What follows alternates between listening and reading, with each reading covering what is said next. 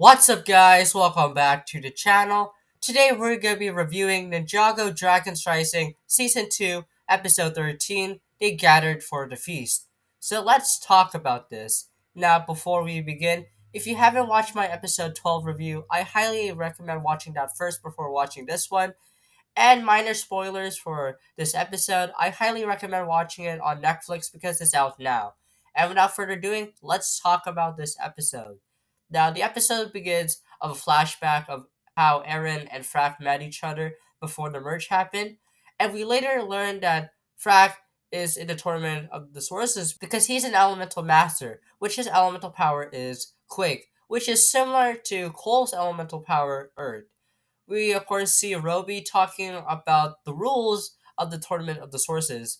Now, two elemental masters of course compete, and the losing opponent of course transfer its power to the winning opponent. That way, the elemental master can have two or more elemental powers.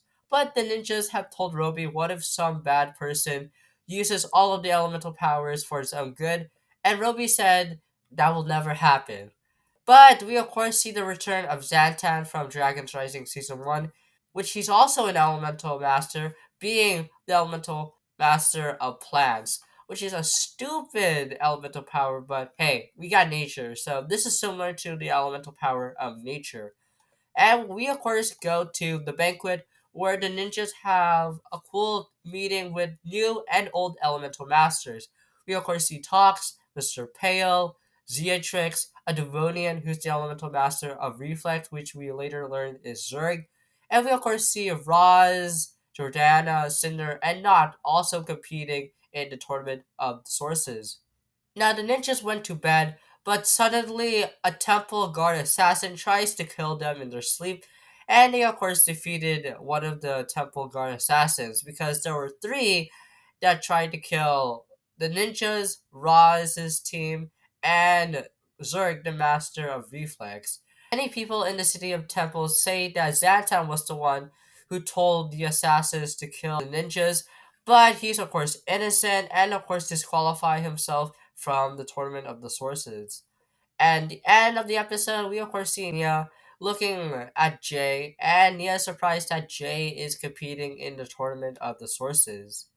Now, I really love this episode, but the biggest outstanding moment of this episode was definitely the ninjas versus the assassin guard. I really love how they're using combat but not using their elemental powers. Sure, they did use it a few, but Lloyd versus the temple guard assassin was so good. Lloyd using combat against the assassin. That's probably one of the best choreography fight scene yet in this episode. I really like the combat fight between Lloyd and the assassin guard. But overall, this is a fantastic episode. I really like, of course, the banquet and, of course, the assassin attack. And that's pretty much it. But yeah, that's gonna be it on my review on episode 13. And stay tuned because the next episode we're gonna be reviewing is Inside the Maze. And if you already see the episode back in July, then you would probably know what's about to come. But stay tuned for that. But until then, thank you guys so much for watching. Make sure you guys subscribe, turn on notifications whenever I post a brand new video. And until then, I'll see you guys next time. Bye!